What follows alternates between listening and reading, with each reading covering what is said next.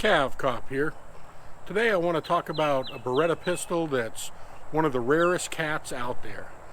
Beretta's known for naming its pistols after cats. You have the tomcat, the bobcat, the cougar, and even the cheetah. Today I want to talk about the Beretta 86 Cheetah, one of the rarest cats of them all. So we'll go inside and go over this pistol a little bit. I'll probably do another video that compares this pistol to some other pistols, but recently this has become a rare pistol and it might be something entertaining for you guys to follow.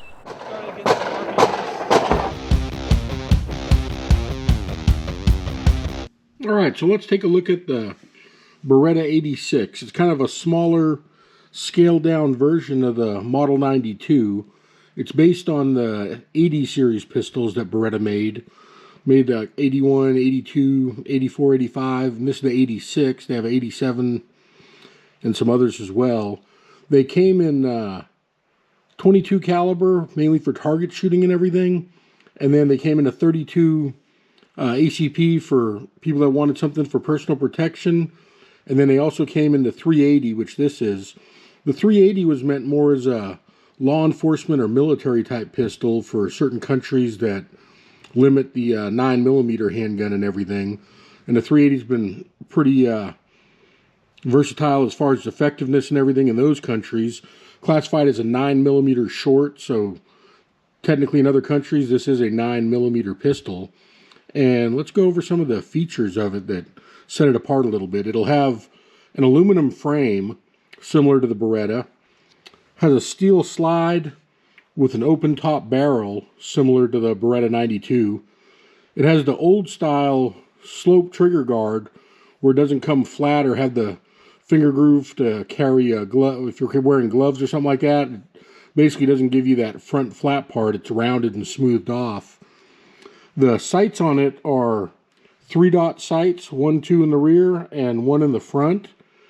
And if we push the magazine release that's designed similar, we can take the magazine out. And then to check the barrel, you can either pull it to the rear or you can pop up the barrel. And this pop-up barrel here is one of the things that makes it kind of unique. You can put the barrel back down pretty easily and slide it. If you want to rack the slide to the rear, just like with a regular Beretta, you can do that as well. You'll notice that the barrel is fixed here, so it doesn't slide and dip back like a Browning short action type one. It actually is a straight blowback. Being that it's a straight blowback, it actually helps with the reliability and everything of it. If you look over here, you'll see that there's no extractor, and you'll see that the bolt face itself is just flat, which matches up with the barrel. It doesn't hold the round in there and have an extractor or anything built into it, because it is a straight blowback design. Similar to some of the Walther PPKS's and even the HK P7s, they're actually designed so they really don't need an extractor. They do have an ejector built into them that helps them kick it out, but they don't have an extractor. And those firearms as well, as long as along with some of the other Beretta 80 series, if you were to take the extractor out, they'll actually still function with them. And to an extent, the Beretta 92 or the M9 is also capable of it. It's more of a loaded chamber indicator than an actual extractor itself. But let me grab some dummy ammo things and we'll go a little bit more over this. Alright, so we have the magazine here, and the magazine itself holds 8 rounds, and each one is an individual count. The top one obviously is going to be its own one, then 2, 3, 4, 5, 6, 7, 8. So you can tell how many rounds you have in it.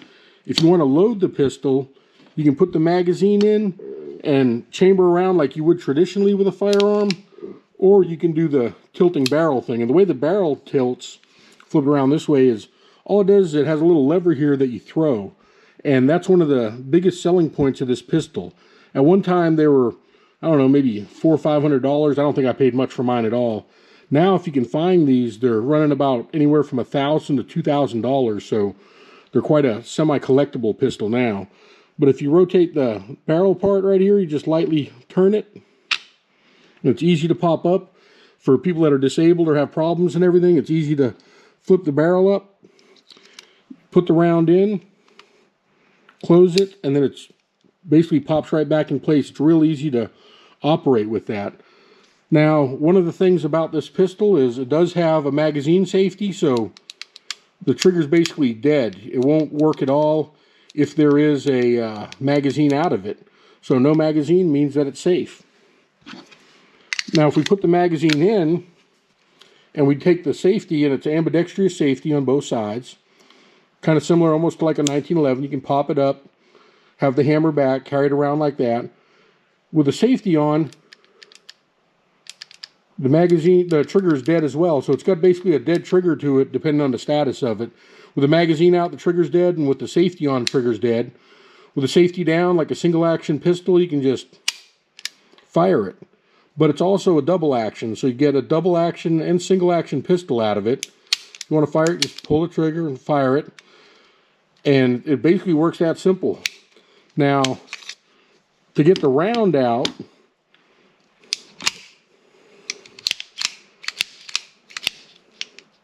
you're going to see that it won't extract the round itself. And the reason for that, in case anyone ends up getting one of these and says, oh man, there's something wrong with it, there is no extractor, like I said. So you basically have to fire the pistol, and when you fire it, the round will actually pop out. But if you don't fire it, then you basically just pop it out, and it'll fall into your hand.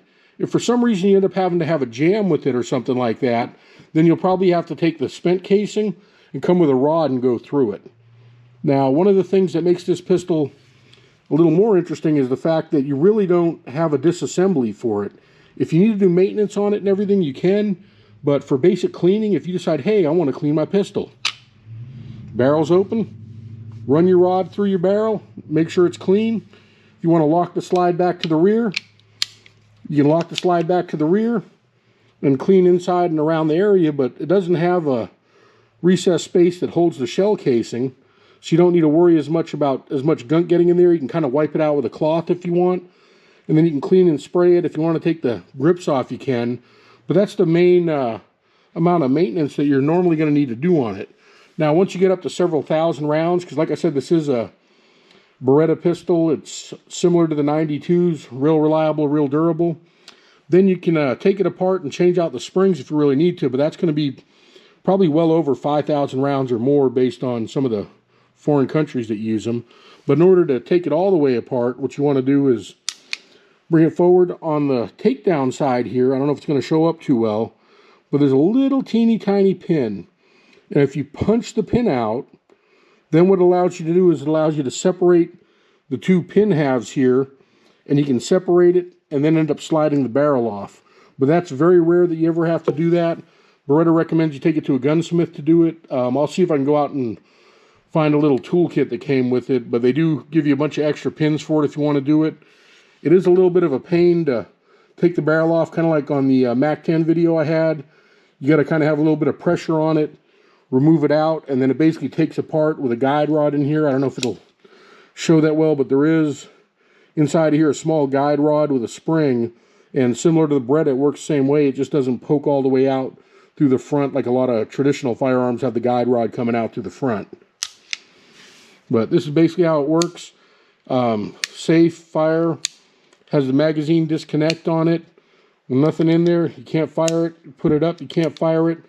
It's quite a bit different than the other Beretta Model 80s, and I'll, like I said, probably do another video comparing this to some other firearms and everything, and I'll show you what like the other Berettas are like as far as how their actions work, because they're kind of a decocker more than a traditional safety thing.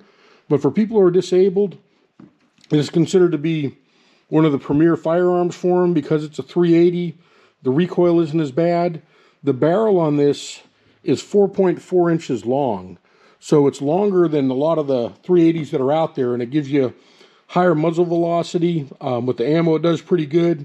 Now keep in mind, back in 1984 when the FBI had their infamous shootout, not a single 9mm passed the FBI standard test. Fast forward 30, 40 years, 9mm are back to being the rage. Well, guess what? 380 ammo has evolved just like 9mm ammo, and 380 ammo can pass the FBI test as far as the gelatin and clothing and everything else. So 380s are back.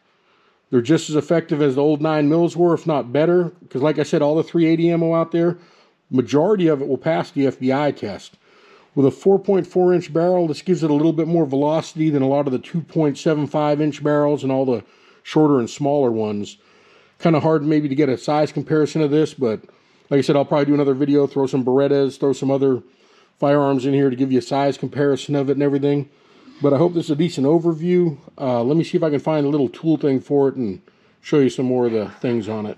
Alright, I thought I'd be able to find the little pins that go with it. It comes like a little punch tool, but where I was looking for it, I wasn't able to find it. Just to share with you guys, I did find this. I don't know how well it'll show up with this camera, but $359.95 is what I paid for a Heckler & Koch VP70 back in the day. But that was one of the very first polymer pistols to ever come out. I since traded it, but I guess I still had the receipt out for it where I thought my Beretta parts were at. But the VP70 was a pretty interesting pistol in of its own. I ended up trading it in actually for a Kimber, so I got a pretty good deal on it because the Kimbers are going for $1,000 something. So anyways, I guess that's all I have for this pistol right here. Like I said, I'll do another video doing a little bit more comparison and coverage of this and everything. Hope you enjoyed it. CAVCOP out.